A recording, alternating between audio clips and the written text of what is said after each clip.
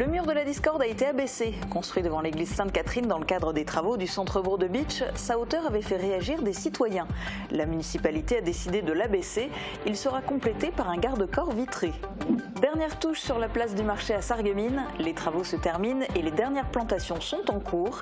Après l'abattage des arbres qui avait suscité une pétition, des essences lointaines ont été plantées, choisies spécifiquement pour leur capacité d'adaptation au climat. Le nouvel aménagement de la place du marché va aussi impliquer une nouvelle cohabitation entre piétons, cyclistes, véhicules et terrasses. Coup de pouce pour les bouilleurs de cru. Depuis le début de l'année, ils n'ont plus à payer de taxes sur les 50 premiers litres d'alcool distillé.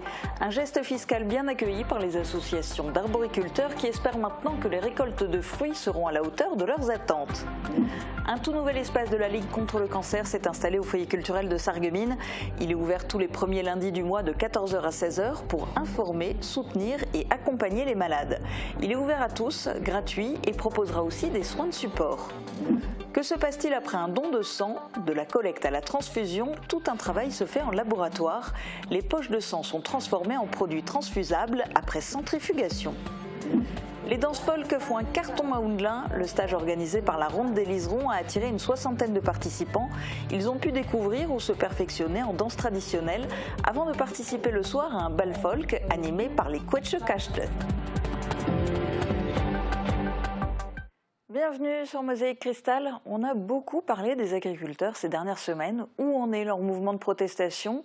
On fera le point avec l'invité du jour, Marc Baudot, secrétaire général des jeunes agriculteurs de Moselle.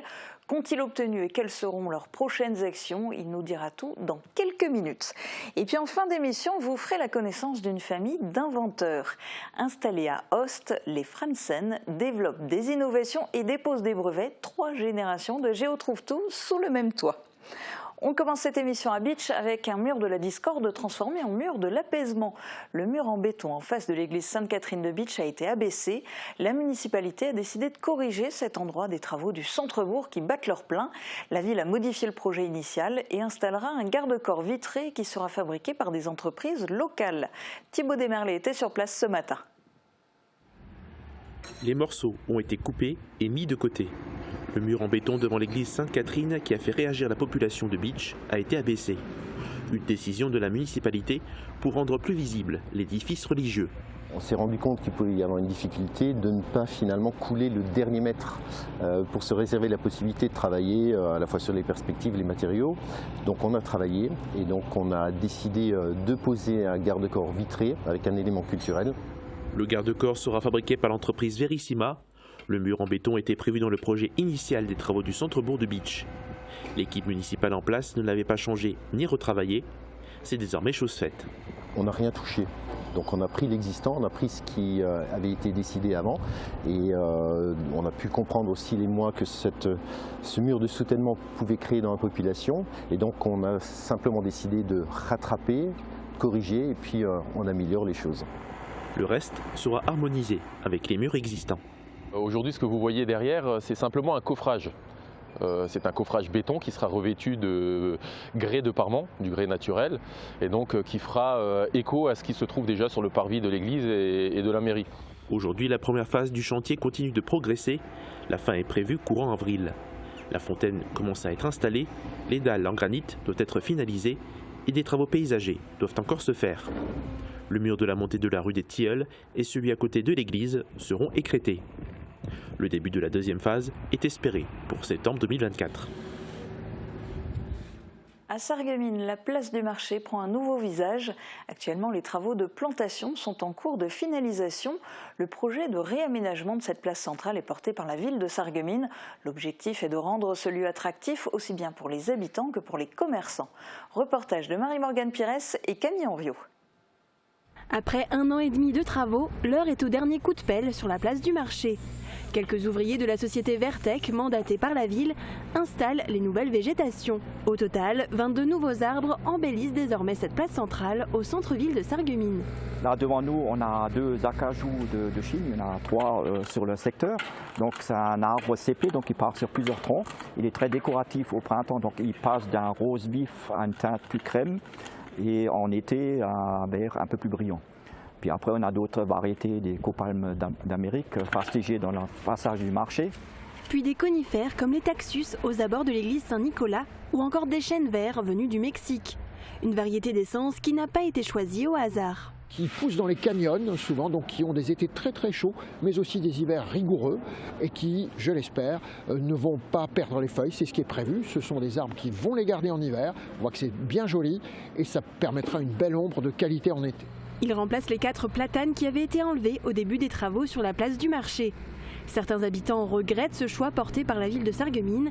Ils avaient fait une pétition pour s'opposer à l'abattage de ces arbres. On avait des superbes platanes voilà, qui ne coûtaient rien, qui étaient déjà là. Et maintenant, on les a abattus. On a acheté pour beaucoup d'argent des nouveaux arbres qui sont soit tout petits ou soit comme ces branches, c'est des buissons, quoi. On ne sait même pas ce que ça va donner à la fin. De son côté, le maire de Sarreguemines rappelle que cette opération était nécessaire vu l'état de santé des arbres et pour la bonne conduite des travaux. Un arbre qu'on risquait d'abîmer, qui risquait de péricliter dans les 2 années qui suivent, nous obligeait à nouveau à tout ouvrir. C'était impossible de courir ce risque-là, sachant combien les racines avaient déjà souvent été abîmées par le chantier. Des végétations éphémères devraient voir aussi le jour cet été. Avec l'approche de l'inauguration de la place du marché, des questions se posent autour de la cohabitation sur cette place centrale. Quelle place pour les commerçants, pour les terrasses, pour les habitants? Camille Henriot a posé la question au maire de Sarreguemines. L'idée centrale du projet porté par la ville de Sarreguemines est de rendre cette place attractive à la fois pour les habitants mais aussi les commerçants de la ville. L'aménagement a été d'ailleurs repensé pour faire cohabiter l'ensemble de la population. Par exemple, des plots ont été installés autour de la place du marché. Évidemment, ces plots vont avoir un rôle de régulateur pour l'utilisation de cet espace où il faudra cohabiter. La priorité, surtout en été, c'est le moment festif, c'est les terrasses, c'est l'animation. Et puis, c'est aussi des plots pour la sécurité. C'est également un endroit où on va trouver un petit peu d'ombre à certains moments grâce à ce qu'on est en train de planter.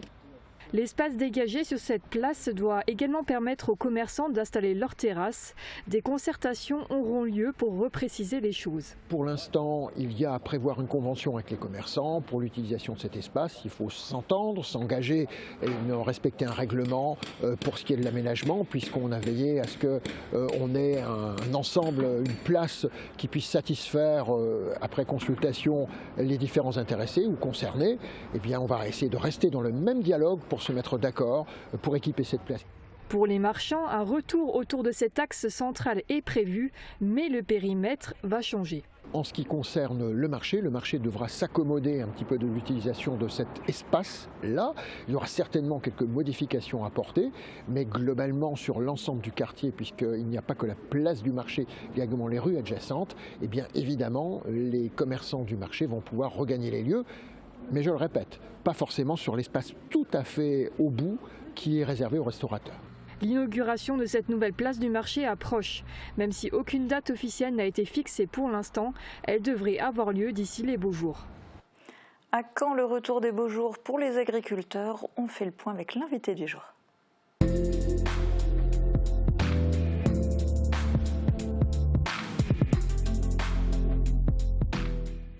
Marc Baudot, les agriculteurs se sont fortement mobilisés ces dernières semaines et même ces derniers mois. Tout a commencé en fin d'année dernière, alors avec des actions devant les sous-préfectures et aux abords des routes. Vos premières actions, c'était de déverser du fumier, de recouvrir des radars, de retourner des panneaux d'entrée de ville. C'était une première étape pour faire connaître vos revendications. Quelles sont-elles ? Alors c'était effectivement la première étape. On avait commencé entre guillemets gentiment, même si on a été gentil jusqu'au bout. Les revendications, elles sont toujours les mêmes depuis déjà presque 1 an. C'est des retards de paiement PAC, c'est pour ce qui est des dossiers départementaux, des DJA, donc les dotations jeunes agriculteurs qui sont toujours pas versées. Et après on a toutes les mesures gouvernementales qui nous tombent dessus, la lourdeur administrative. Donc la première étape c'était ça et on voit bien que c'est monté en puissance. Et oui, le mouvement a pris de l'ampleur dans toute la France avec des blocages d'autoroutes et même le siège de Paris, des tracteurs partout autour de Paris, ça c'était du jamais vu. Alors pour ma part non, je ne l'ai jamais fait, c'était la première fois qu'on l'organisait et qu'on y allait. Et oui effectivement, on était sur la 4 à hauteur de Bussy-Saint-Georges pour participer au blocage de Paris. Alors, le Premier ministre Gabriel Attal a fait plusieurs salves d'annonces. Quelles sont les mesures qui vous ont finalement convaincu de lever les barrages ? Alors, il n'a pas fait plusieurs salves d'annonces. Il a fait une fois des annonces. La première fois, il nous a raconté une histoire. Moi, je n'ai pas entendu d'annonce. Et la deuxième fois, il a été un tout petit peu plus sérieux. Il nous a fait des annonces. On n'a pas tout compris encore aujourd'hui. Il va falloir tout retranscrire noir sur blanc. Et on va voir ce que ça va donner dans le temps, mais il va falloir que ça soit rapide. Mais dans l'ensemble, est-ce que vous avez l'impression d'avoir été entendu et d'être reconnu en tant qu'agriculteur ? Oui, vis-à-vis du grand public, je pense qu'on n'a jamais eu un soutien aussi important de la population. Et ça nous fait vraiment chaud au cœur, parce que je pense qu'eux aussi se rendent compte qu'on est indispensable. Comme sont les forces de l'ordre, notre personnel de santé, on fait partie des métiers indispensables, comme beaucoup, mais on est vraiment indispensable. Et je pense qu'on n'a jamais connu un tel engouement pour l'agriculture. Mais dans tout ça, le mouvement n'est pas terminé. Les jeunes agriculteurs et la FNSEA ont levé les barrages d'ailleurs plus tôt que les autres syndicats. La coordination rurale et la confédération paysanne ont continué. Le principal point de discorde entre les différents syndicats agricoles, ce sont a priori les mesures qui vont à l'encontre de l'environnement. Et alors vous disiez justement que vous avez eu un soutien du public, mais est-ce que vous pensez que vous allez continuer à bénéficier de la sympathie de l'opinion publique en utilisant des pesticides? Parce que l'une des mesures phares, c'est le fait de finalement pouvoir continuer à utiliser des pesticides. C'est une des mesures, mais c'est pas la mesure phare quand même. Mais effectivement, on n'est pas d'accord entre syndicats, et heureusement, hein, on n'est pas obligé d'être d'accord avec tout le monde. Mais il faut savoir qu'on est l'agriculture la plus propre au monde, l'agriculture française, et les produits qu'on utilise, c'est à dose réduite, c'est vraiment minime. Je pense que ceux qui pensent qu'on pollue devraient une fois réfléchir à ce qu'eux font dans la vie de tous les jours, et réfléchir que pour leur loisir, ils polluent peut-être beaucoup plus que nous pour les nourrir. Donc on renvoie la balle à l'envoyeur. Voilà, non mais oui, c'est... Alors, le mouvement des agriculteurs, il s'est exporté dans toute l'Europe. Les Allemands ont été les premiers à embrayer avec des manifestations dans tout le pays, sur les grands axes routiers et même dans les centres-villes. On l'a vu tout près d'ici à Sarrebruck. Et puis, il y a même des Allemands qui vous avaient rejoint au nœud autoroutier de Frémin. Ah oui, tout à fait. On a bloqué à hauteur de l'échangeur de Frémin-Merlebac. Et on a eu la visite de nos collègues allemands, donc on se doutait qu'ils allaient venir, vu qu'ils recevaient leur ministre de l'Agriculture de Sarre le même jour, on se doutait qu'ils venaient faire un tour. Et ils sont venus nous rendre visite, on a pu échanger avec eux, on savait de toute façon que les dossiers européens c'était les mêmes que nous, et qu'ils sont dans le même bateau, et donc ça nous a fait chaud au cœur, et le jour où on pourra faire l'inverse, on le fera aussi. Et puis il y a les agriculteurs belges qui ont ensuite lancé eux aussi des mouvements de revendication, idem en Italie, en Espagne, au Portugal. Demain, les jeunes agriculteurs de Moselle se joignent aux jeunes agriculteurs de Belgique, d'Allemagne et du Luxembourg en convoi vers Schengen. Vous serez d'ailleurs de l'aventure. C'est la première fois qu'on voit une manifestation internationale d'agriculteurs. Alors oui, effectivement, moi j'en ai jamais connu. On est en contact avec nos collègues sarrois, luxembourgeois ou belges, mais là on était tous unanimes à dire il faut qu'on aille à Schengen parce que c'est le symbole, et on va faire une mobilisation donc demain là-haut avec tous nos collègues jeunes agriculteurs d'autres pays. Alors en fait vous avez obtenu des mesures de l'État français, même si vous attendez apparemment encore de voir concrètement comment ça va se traduire dans les faits. Maintenant ce que vous voulez, ce sont des mesures européennes ? Bah oui, parce qu'on se rend compte aujourd'hui que la France a un pouvoir franco-français, mais c'est beaucoup l'Europe qui nous dirige quand même. Et aujourd'hui, les directives européennes touchent tous les pays de l'Union européenne, et il va falloir que ça bouge aussi à Bruxelles maintenant. Donc l'État français, je ne dis pas qu'on l'a fait plier, mais en tout cas il a courbé un peu. Là maintenant, il va falloir que ce soit l'Europe qui prenne ses dispositions pour sauver son agriculture. Et concrètement, vous voulez obtenir quoi de l'Europe ? Déjà qu'on arrête les traités de libre-échange. Je voulais vous raconter, juste sur Frémin-Merlebac, on a arrêté un camion, il transportait des œufs qui venaient d'Ukraine. C'était marqué noir sur blanc sur l'étiquette, qui était en français, donc destiné au marché français. C'était marqué produits non conformes aux normes européennes. Donc on importe quand même des produits dans l'Union européenne qui ne respectent pas nos normes, et ça, nous, on veut que ça s'arrête, pour le bien des consommateurs d'ailleurs. Alors, prochaine étape d'action, de manifestation demain à Schengen. Ensuite, quelle sera la suite du mouvement et qu'est-ce qui pourrait vous faire l'arrêter ? Déjà, la première chose qui pourrait nous faire arrêter, c'est que l'État tienne ses engagements, aille rapidement, parce que des mesures, là on va aller dans nos champs, on va avoir travaillé. Il ne faut pas que l'État pense qu'on va oublier ce qu'il nous a dit. On va faire en sorte qu'il les applique. Et s'il ne les applique pas, on va avoir le salon de l'agriculture. On aura forcément des politiques et des annonces qui vont être faites au salon. Et il y a des choses qui peuvent être faites rapidement sans passer par l'Assemblée nationale, parce que nous sommes en démocratie. Et si ça, c'est pas pris, juste après le salon de l'agriculture, il y aura à nouveau des actions de fait. Et nous, de toute façon, les JA, de toute façon, c'est bien connu en Moselle, on ne lâchera rien et on n'a jamais rien lâché jusqu'à maintenant et on continuera.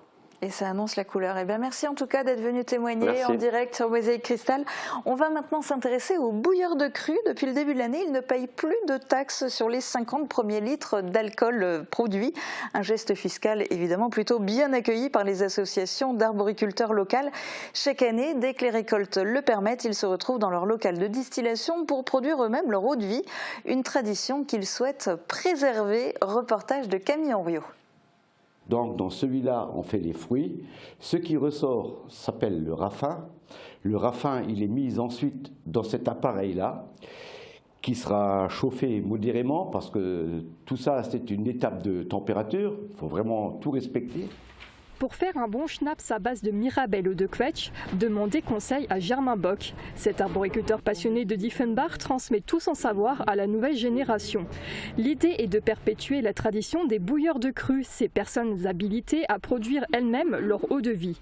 Une tradition bien ancrée chez ces arboriculteurs. Ils ont tout l'équipement nécessaire pour faire leur propre production. Ça, c'est un appareil qu'on a acheté il y a 2 ans, d'une contenance de 50 litres. On l'utilise principalement pour le rafin, pour distiller le rafin, c'est-à-dire pour faire l'alcool. L'exonération fiscale sur les 50 premiers litres d'alcool par campagne de distillation est plutôt une bonne nouvelle pour ces arboriculteurs. Un petit coup de pouce qui permet de redynamiser cette coutume des années 50. Oh, ça change légèrement, parce qu'avant, bon, ça dépendait de ce que vous distilliez. Vous avez pour 50 €, voire 60, 90 ou 100 €. Hein, suivant ce que vous avez, la quantité que vous avez distillée. Mais encore faut-il avoir suffisamment de fruits pour produire 50 litres d'alcool. Ces dernières années, les récoltes ont été plus pauvres qu'auparavant. C'était une année, je dirais, médiocre au niveau des fruits. Il y a des adhérents qui n'ont rien eu, donc au niveau des fruits, il n'y en avait pas assez. La quantité de schnapps dépend de la nature des fruits utilisés. Il faut par exemple 100 litres de Mirabelle pour produire 4,5 litres d'alcool pur. Bon, c'est cyclique, on va dire. Hein. Les vergers ne produisent pas d'une année comme l'autre. Peut-être que l'année qui va venir, là, 2024, va être bénéfique pour nous, pour les fruits. On verra bien. Elle espère surtout que cette mesure des 50 litres d'alcool détaxés permettra d'attirer de nouveaux bouilleurs de cru pour venir grossir leur rang. Nouveauté à Sarreguemines, le comité de Moselle de la Ligue contre le cancer souhaite étendre son réseau de soutien aux malades. Une nouvelle permanence vient d'ouvrir au sein du foyer culturel. Elle est ouverte tous les premiers lundis du mois de 14h à 16h. Le but est d'informer, de soutenir et d'accompagner les personnes touchées par la maladie ainsi que leurs proches. 2 représentants de la Ligue étaient au micro de Thibaut Desmerlet. Monsieur Delaporte, bonjour. La Ligue contre le cancer a installé une permanence ici à Sarreguemines. Pourquoi ? Alors bonjour, donc nous avons décidé d'installer une permanence sur Sarreguemines pour pouvoir répondre aux besoins des patients et donc pour qu'ils puissent bénéficier de soins de support que nous allons mettre en place sur le secteur. Donc nous avons déjà en place des consultations de diététique, du shiatsu, des consultations de psychothérapie et bientôt nous allons avoir donc du yoga, de la gym douce, ainsi que de la sophrologie. Voilà. Qui vous a permis du coup d'avoir cette salle ici au foyer culturel de Sarreguemines ? Du coup, on a pu mettre en place cette permanence grâce à l'association Passion Marche Nordique qui a impulsé la demande de mettre en place la permanence pour que les patients puissent bénéficier de soins de support. Madame Young, c'est vous en tant que bénévole qui va assurer les permanences tous les premiers lundis du mois. Pourquoi ce choix ? Voilà, alors j'ai tenu à être bénévole de la Ligue contre le cancer parce que moi-même ayant souffert de cette maladie, j'ai trouvé que sur le secteur Moselle-Est, on n'était pas trop bien accompagné. Tout se passait souvent dans l'agglomération de Metz et avec tous les traitements qu'on supporte à ce moment-là, on n'a pas toujours envie de voyager encore plus. Donc j'avais essayé de voir si on ne pouvait pas faire quelque chose sur la Moselle-Est. Donc j'ai été entendue et voilà, donc tous les premiers lundis du mois, je présenterai donc cette permanence et j'essaierai d'expliquer à toutes ces personnes qui viendront, j'espère qu'elles seront nombreuses, pour leur dire toutes les activités qu'elles peuvent bénéficier gratuitement et qui seront reprises bien sûr par la Ligue contre le cancer.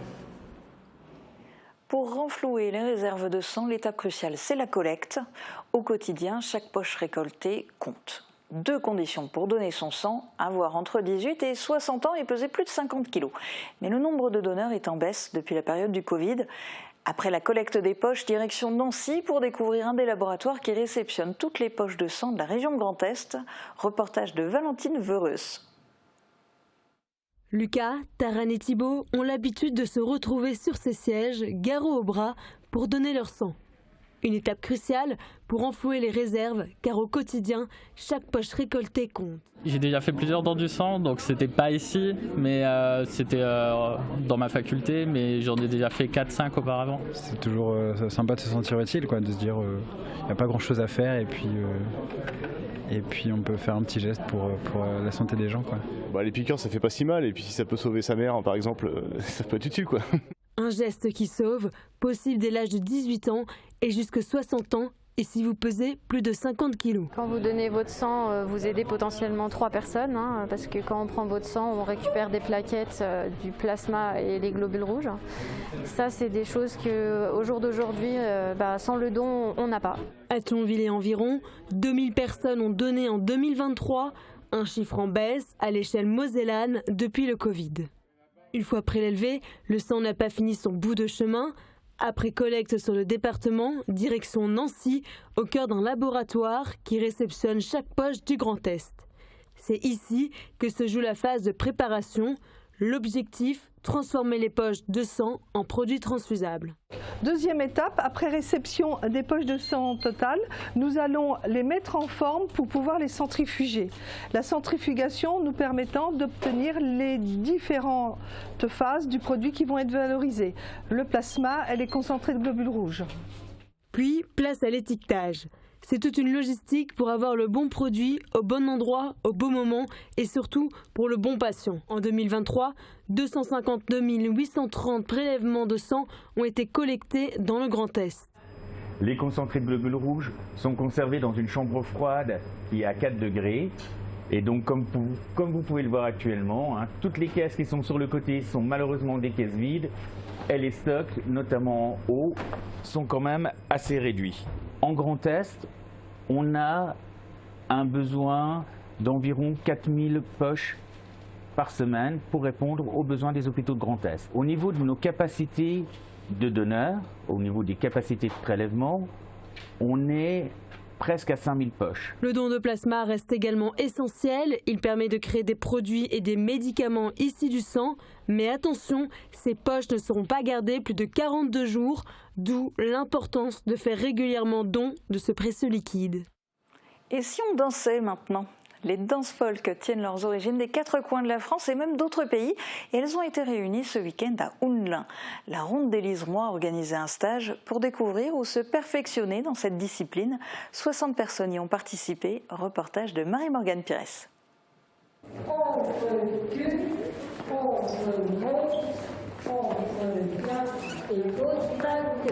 Delphine Diebolt est passionnée par les danses folk et elle aime partager sa passion.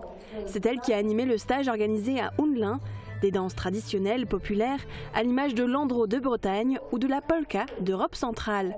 Les premiers pas ne sont pas toujours faciles à adopter, mais en suivant les conseils de Delphine, chacun arrive à trouver sa place. Il y a des chaînes, il y a des rondes, il y a du danse de couple avec changement de partenaire. C'est tellement vaste et il y a tellement de choses qu'on peut toujours trouver son plaisir. Et voilà, on y arrive toujours, on est toujours dans un groupe. Donc c'est plus simple aussi. Et tout le monde généralement est bienveillant les uns envers des autres. On s'aide toujours les uns des autres. Les filles sont à l'intérieur et les filles regardent toujours du même côté que leurs garçons. C'est vraiment le couple qui regarde dans un sens ou dans l'autre. Ce stage a été organisé par l'association locale La Ronde des Liserons, spécialisée dans les arts et traditions lorraines. Ici, elle a voulu attirer les habitants des environs avec cette initiation pour les bals. Les participants sont venus de toute la région. Aujourd'hui, c'est exceptionnel. Il y a 60 stagiaires. D'habitude, on en a une trentaine, donc là, on double. Et c'est vrai que les gens de Nancy, venir à Houndelin, il y a quand même plus de 100 km. Nous, on le fait aussi. On va à Nancy, on va à Strasbourg. Et donc là, on est vraiment content que les gens viennent aussi nombreux. Voilà. En soirée, un bal folk, animé par le groupe Les Quatschekachte, était proposé. L'occasion pour les stagiaires de mettre en pratique leurs apprentissages. Dans la région, le folk connaît du succès. Les deux associations aimeraient être plus accessibles pour les jeunes. Le problème, comme je dis, venir ici à Houndelin, il n'y a pas de bus, il n'y a rien. Par contre, je vois bien quand on organise quelque chose à Sarrebruck, on a des jeunes qui sont même sur l'université. Petit à petit, ça commence à venir. À Breite, il y a encore un autre atelier, il y a beaucoup d'Allemands ce soir aussi. Et donc on arrive nous à concilier nous avec cette jeunesse. Il y en a qui viennent. C'est pas évident, mais ça vient. Les danses folk et folkloriques sont aussi bien représentées chaque année à Sarreguemines lors d'un bal, dans le cadre du festival Mireille de Platte. Dans un instant, vous allez faire la connaissance d'une famille d'inventeurs, mais on regarde d'abord les prévisions météo pour demain. Qu'il vente, pleuve, fasse froid ou chaud, une maison isolée par Moder Habitat reste agréable et saine au fil des saisons.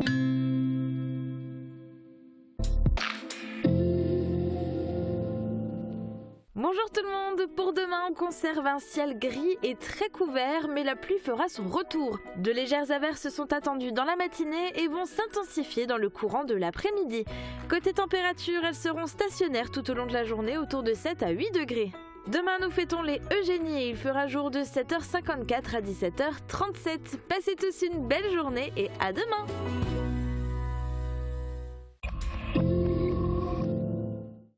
Vous souhaitez crépir et isoler votre maison?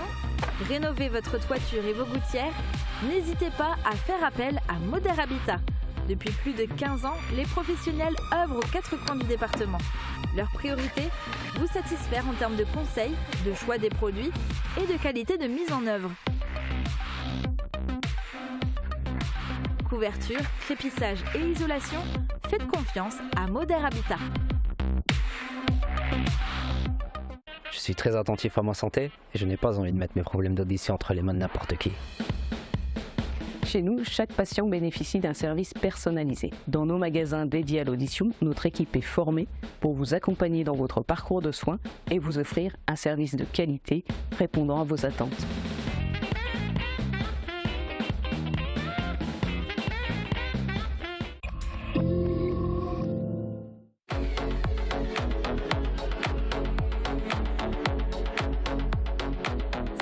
Entrez avec moi dans le cadre pour une nouvelle découverte artistique.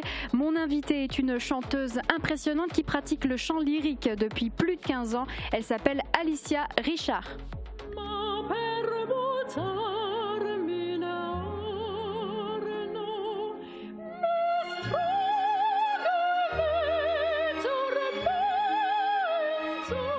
Cette émission est à découvrir en intégralité ce jeudi à partir de midi sur Mosaïque Cristal.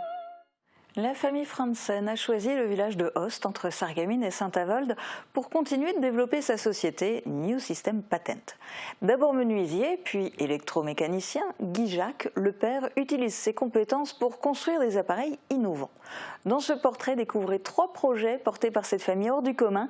Le dernier en date est un appareil baptisé Houstine qui permet d'enfiler la housse sur la couette grâce à un bras mécanique. Un produit conçu et fabriqué en Moselle. Reportage d'Elisa Wittich. Une famille pas comme les autres.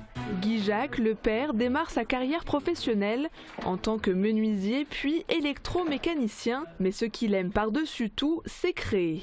Toujours accompagné de sa femme, Martine, il aime les défis et il se lance en 1996 dans la rénovation d'un hôtel en Bourgogne. On a donc tout réparé, à nous 3, que ce soit la charpente, la toiture, ça c'était moi, mais alors les peintures, les papiers peints, tout ça c'est mon épouse et Émilie. Donc c'était vraiment un choix vraiment super. Forte de cette expérience, Émilie, la fille, soumet une interrogation à son père. Comment préparer les lits plus rapidement? 5 ans plus tard, le brevet est déposé. Sans faire de grands mouvements, on met la housse de couette sur la couette. Et la gravité fait tout le travail. Cette invention est conçue dans un atelier aménagé au sous-sol de cette maison où cohabitent 3 générations. En 2007, le père déposait son premier brevet, une cafetière innovante qui permettrait de séparer le marc de café de l'aluminium de la capsule. Pour pouvoir fabriquer une machine, il faut pouvoir en faire une grande quantité. Tandis que la Houstine, j'arrive à faire ça moi-même, mais une machine à café, pour réduire les coûts, il faut en faire beaucoup. Et ça, aujourd'hui, seul, on ne peut pas le faire. Si la machine à café n'a pas trouvé sa place sur le marché, la Houstine est en bonne voie. L'appareil est en cours d'expérimentation dans des hôtels et des centres médicaux. La Houstine va d'ailleurs participer au salon Made in Tech à Paris en mars prochain. En attendant, la famille vit grâce aux revenus du père de famille. Je touche ma retraite et en même temps, je continue à faire des interventions dans les imprimeries. Quand Martine, la mère, regarde dans le rétro, c'est toujours avec un brin de nostalgie. Je trouve qu'on a fait beaucoup, mais je trouve qu'on a encore fait trop peu, voilà. J'ai encore envie d'en faire beaucoup. Après un parc canin à nettoyage automatique, un système de dépose et repose de cônes de chantier, peut-être que le succès se cache derrière cette nouvelle invention.